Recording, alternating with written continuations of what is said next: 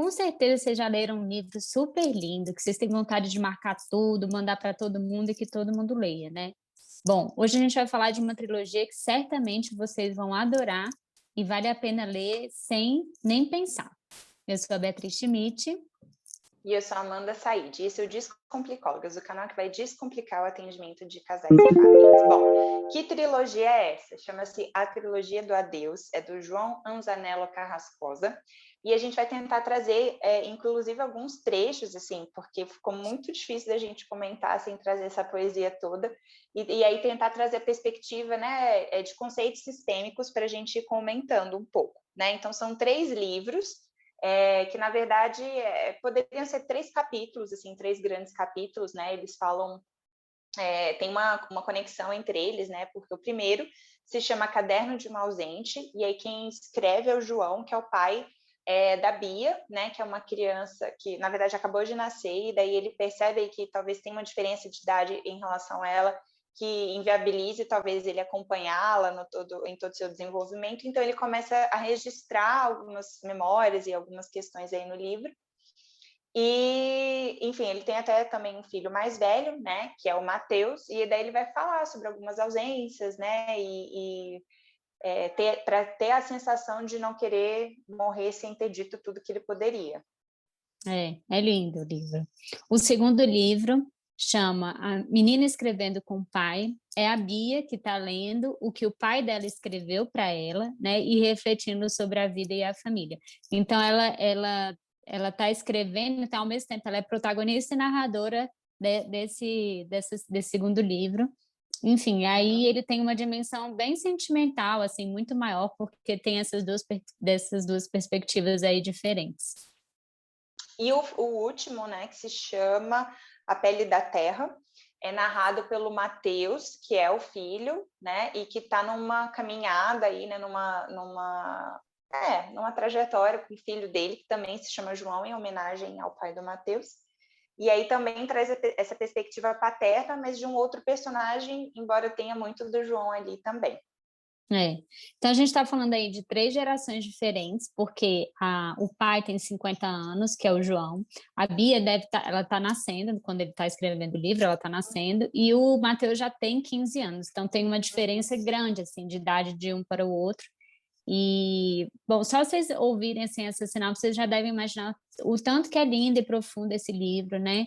A gente foi selecionar alguns trechos, você vê o livro, né? E a gente ficava assim, nossa, esse livro é maravilhoso, dava vontade de postar tudo, assim, porque tem umas falas muito marcantes, assim, a forma com que o livro é escrito é muito sensacional, assim, faz a gente pensar também na nossa história, assim, acho que na nossa família, na nossa trajetória, né? E aí tem esse primeiro aspecto de transgeracionalidade, que inclui, inclusive, as heranças, os ensinamentos que são passados, né, de gerações para gerações, nessa perspectiva de que realmente a gente carrega muito das pessoas que nos antecederam, né, e que nem sempre essa dimensão é absolutamente clara, mas que isso está na gente, assim, né, então tem várias frases, assim, ao longo dos livros, né, de quem está dentro nunca se ausentará, né, nessa perspectiva de que mesmo pessoas que vão, né, que falecem ou que por algum motivo se distanciam, né, se ela faz parte, né, dessa constituição da pessoa, dessa trajetória de desenvolvimento, ela vai estar sempre dentro, né? Tem uma frase muito boa do livro, vou até ler aqui, que é assim, o limão, Bia, nunca brotará em laranjeira. A árvore sabe quanta doçura e quanto amargor dou a cada um de seus frutos. Eu sou o pai que a vida te deu e é esta que te toma nos braços agora, que tenta, sem jeito, te dar um mamilo para sugares o teu primeiro alimento do lado de cá, é a mãe que a vida te reservou. Esse trecho, assim, é lindo, assim, né? Porque quando a gente está falando dessa questão da transgeracionalidade, também tem muito a ver com essa noção da árvore até, né? Assim, que a gente pensa, né? Como sendo uma coisa que tem frutos, que tem raízes, então que tem uma história longa aí de vida. É muito legal a gente pensar da transgeracionalidade também, porque são coisas que recebeu, e aquela árvore só é aquela árvore porque ela recebeu alguma coisa, um dia ela já foi fruto, um dia já foi semente, e aí tudo aquilo que ela recebeu também faz parte do que ela está dando conta de repassar, né? Então, cada árvore sabe quanta doçura e quanta amargor vai dar por toda essa história de vida que se tem, né? Exato. E daí tem uma cena em que ele conta para ela como que foi quando ela acha uma caixa que tem várias fotos, né, e memórias aí da família dele. Daí ele narra, né, que os avós dele vieram da Espanha e tudo. E diz, né, que embora não importe a sequência de cartas para o destino de um baralho, aqui, Bia, nesta caixa jaz um tanto do que tu és e o outro tanto do que serás, né? Nessa perspectiva, então, de que a transgeracionalidade ela é como se fosse uma força em potencial, né? Eu acho que é legal essa metáfora da genética, porque é como se fosse isso, assim. E quando a gente percebe esse poder das heranças e da transgeracionalidade, a gente, inclusive, pode mudar um pouco, né? Então, não é uma questão rígida. Então, tem Sim. esse tanto do que serás, mas se você não quiser ser também é possível, né? E a gente identificando isso, e a terapia é um momento muito importante para fazer essa reflexão, a gente pode optar por não seguir, né? Ou não guardar, não reproduzir essa herança, né? De comportamento, de dinâmica, enfim. E aí, quando a gente fala de transgeracionalidade, tem as coisas boas, tem as heranças, tem os aprendizados também que a gente tem com essa família, né? Então, o livro fala muito disso, assim, o tempo inteiro, né? Do que ela está aprendendo com esse pai, assim. Então, o livro dela e o livro do irmão, depois, são muito essas heranças e aprendizados que eles tiveram com esse pai, né? É, daí eu vou ler aqui também uma frase muito boa que fala, é justamente aqui. Ele quem me ensinou que elas, as palavras, servem para abrir e fechar. Se bem combinadas, estreitam latifúndios e alargam veredas. É lindo, assim, porque foi esse ensinamento do pai que ajuda ela a se colocar no mundo, a se reconhecer também como pessoa, né? A gente vai falar de rede social, pessoal, vocês vão entender um pouco mais disso também, né, Amanda? Exato, exato. E é lindo, assim, ele diz, né? Toda história. Não, ela fala. Toda história já passou, pai. Aprendi com você. História não é o que está começando, nem no meio. História é o que acabou, por isso que a contamos. E a gente, enquanto terapeuta, ouve diversas histórias, né? E a passagem do tempo, inclusive, é uma outra perspectiva que o livro traz e que para a gente também é super legal, porque realmente, dependendo do momento em que essa história está sendo contada, né, e aqui ela diz até que se for no meio nem é história ainda, a forma como essas pessoas vão reagir àquilo é muito diferente, né, embora o tempo sozinho também não seja suficiente para mudar nada, né, a gente sabe disso Uhum. também. Mas a própria narrativa da história já muda muita coisa também, né, Amanda? Então a gente sabe o tanto que é importante isso também. É Eu isso, vou né, que cortar. são vários papéis que existem, né, um deles é esse papel da parentalidade, que comparece no João, que comparece no Mateus, nos relatos do João sobre a própria mãe, né, da Bia e tal. E aí a gente vê também como muitas formas de exercer essa parentalidade existem nas famílias e que essa divergência não é um problema necessariamente, né? Então tem um momento em que ela cai e acho que a avó vai reagir, né? Falando assim como se fosse, vai ficar tudo bem, vai ficar tudo bem. E daí ela diz que quem está lá com ela não é a avó, que é o pai. E por ser o pai, o que ele diz é diferente. Uhum, exatamente. Isso é muito legal, assim, porque eu até ia falar isso, porque no livro a avó também é bem presente, pelo menos no primeiro, assim, que é o do pai, a Uhum. avó é bem presente, né? E aí esses estilos diferentes de parentalidade, que muitas vezes as pessoas falam, é ruim, porque um pai fala que pode ser de um jeito, outro fala que é de outro. E a gente sempre fala assim, o problema não são os estilos de parentalidade serem diferentes, isso aí tá tudo bem, as crianças entendem. E aí o trecho traz exatamente essa perspectiva dela falar, meu pai reage dessa forma, e é legal isso. Se fosse minha avó, ia ser de outro, pela história dela, pelo fato dela ser mulher, até ela coloca isso em algum momento, né? Então, assim, tá tudo bem esses estilos serem diferentes e que as crianças vão entender isso, né? E é legal também no livro que a avó, apesar dela ter perdido a mãe no parto, né? Que a mãe morre no parto, a avó nunca ocupou esse lugar, né, Amanda, de mãe. Assim, é bem legal, que é bem significativo, assim, como ela tem um papel de avó, assim, né?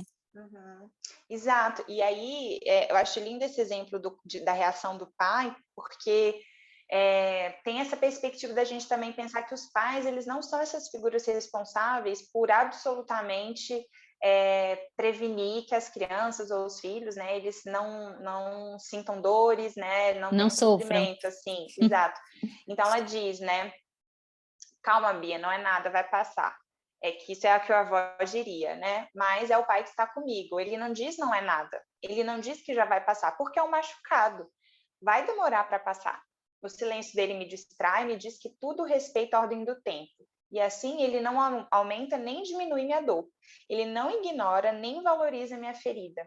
Ele se dedica apenas a tratá-la, mais com a sua presença do que com o iodo. Ele sabe, agora eu também, que não pode curá-la. Ninguém pode curar o outro lá no fundo, tampouco se curar de si mesmo. Bom, essa perspectiva de cura de si mesmo, na verdade, é o nosso grande objetivo, às vezes, na terapia, mas essa perspectiva de aceitar a fragilidade, o sofrimento é linda demais, né? E é um desafio que a gente encontra também enquanto terapeutas. As pessoas chegam ansiosas, né? E hoje, acho que foi hoje, não sei, que falaram, tá, mas então o que a gente faz, assim, né? Uhum. Porque as pessoas têm essa ansiedade de que resolva e é incômodo ficar com a ferida, né? Machuca mesmo. Sim, exatamente.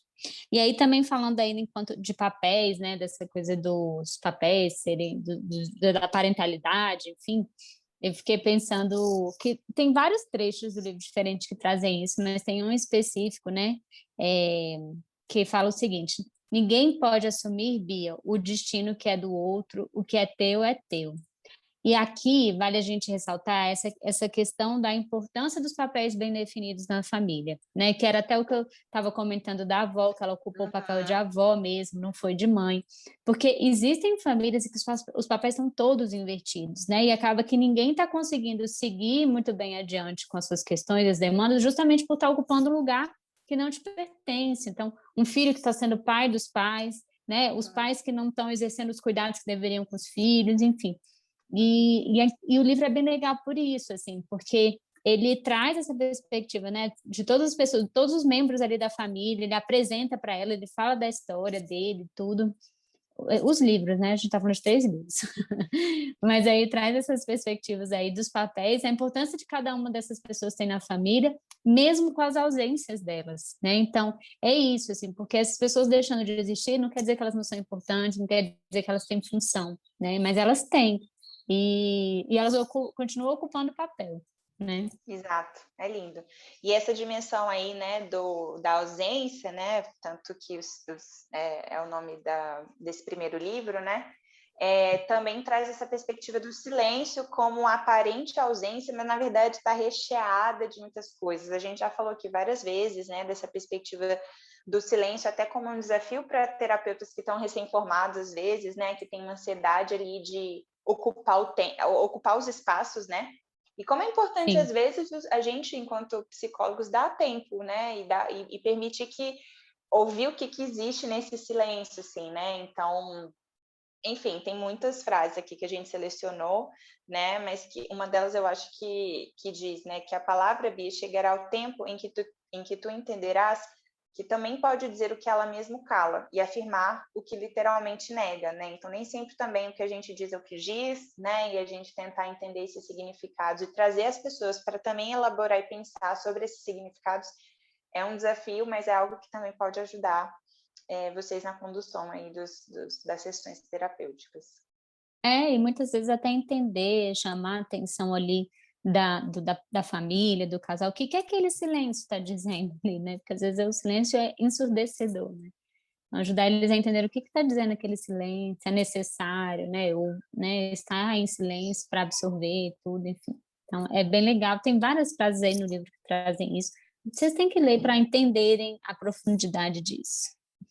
Bom, E aí, outro aspecto que a gente fala bastante também, que tem em terapia familiar, né, é a questão dos segredos, né, nas famílias. Então, a gente já trouxe isso aqui para vocês, a gente já fez até um rios aí falando como que os segredos impactam também na vida, né, da família. E aí eu vou ler aqui uma frase muito boa que tem, que é a seguinte: porque há coisas que nunca saberemos de nós mesmos, muito menos dos outros, e há coisas que não devemos saber, para que nos doam menos. Gente, isso é tão verdade, né? Assim, porque eu não sei, assim, mas eu fico pensando até nessa dimensão quando a gente está atendendo família, por exemplo, que os pais começam a falar coisa na frente dos filhos e que a gente fala assim: opa, pera lá, isso aí não é para ser falado na frente de filho, isso diz respeito a vocês, isso tem que ser falado entre vocês.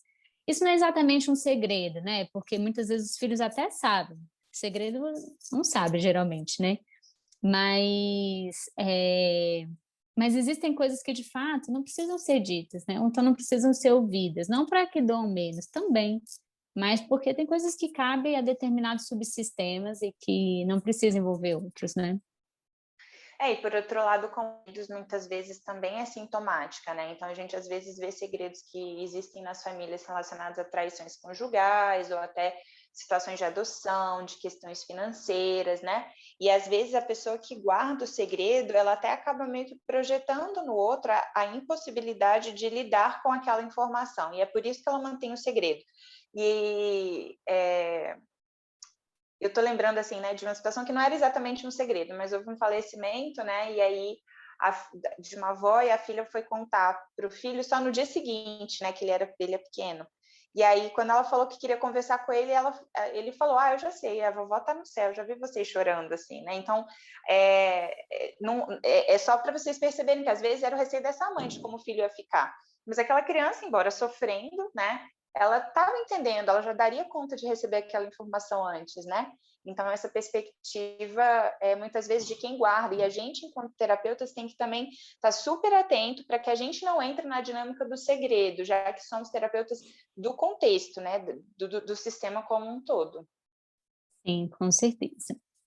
Bom, outro tópico aqui que acho que a gente pode trazer desse livro é essa questão da causalidade não linear, que a gente já falou também diversas vezes, né? Que a gente não tem essa compreensão de que uma coisa gera tal coisa, não existe essa linearidade, né? De que X gera Z. E aí tem uma frase aqui que vai ajudar até a esclarecer para vocês isso que a gente está falando, né, do livro, que é a seguinte: porque aquilo que a vida nos dá não é o que nos determina, apenas o que nos inicia. O que nós mesmos nos damos, no empuxo de viver nossos instantes, é o que pode virar esse jugo. Então é isso, assim, não é porque a gente recebeu tal coisa que é literalmente de tal maneira que eu vou responder, né? Existem muitos fatores, muito complexos, muitas relações que são envolvidas aí. Então a gente tem que lembrar dessa causalidade não linear. E aí, quando estão falando sobre as palavras, eles também dizem, né, que não cabe tudo na palavra tudo, né? E como que muitas vezes são muitas coisas, né? Então, quando a gente está vendo a família, ali no setting terapêutico, é um lado da história, né? Mesmo que existam mais pessoas contando, né? E também uma perspectiva, assim, de ressignificar, né? Que eu acho que é trazida ao longo do livro todo e que também é um dos grandes objetivos da gente, né? Da gente pensar os sentidos que as frases ou que as histórias são contadas, né? E aí a gente pode, inclusive, tentar resgatar essas dimensões de potencialidade, de recurso, e não ficar presos, né, nos discursos de sofrimento como se fossem estáticos e impossíveis de mobilização, né? Uhum.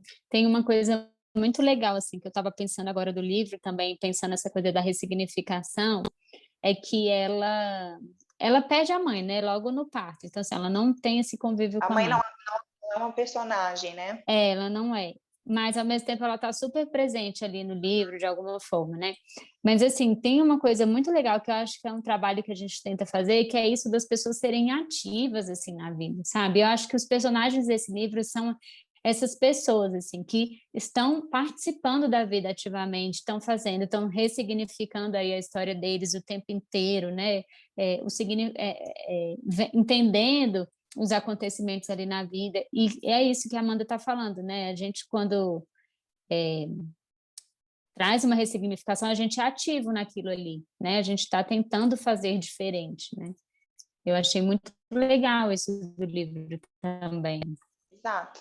E eu falei, né, da mãe não ser personagem, mas é porque essa pluralidade toda também comparece no livro e também nos nossos atendimentos sempre, né? Então, por um lado, não existe essa dicotomia, né, entre ser ou não, entre bem e mal, né? E eu acho que o livro traz isso, né? Somente nós mesmos sabemos, daí ele coloca entre parênteses, sabemos o bem e o mal de ser quem somos, né? E eu acho que é importante a gente pensar que somos bem e mal, né? Assim, nessa perspectiva, mas somos pacientes e impacientes, alegres e tristes, né? E também ajudar as pessoas a entender isso e compreender de uma forma integrar, né? E não a distanciar ou a romper. Eu acho que é um dos grandes desafios aí também em processos terapêuticos, a gente não repudiar uma parte que é a gente também, e que certamente existe por uma função. com certeza. Bom, são muitas coisas que o livro traz, eu acho que daria para a gente falar, assim, quase ler o livro inteiro aqui para vocês, mas eu acho que a gente conseguiu resumir bem, né, assim, para vocês terem uma ideia da complexidade, como também que vocês podem pegar esse livro para trabalhar com as famílias, né, de formas bem São diversas, curtos, né? São são curtos. bem curtinhos, assim, então acho que vale a pena.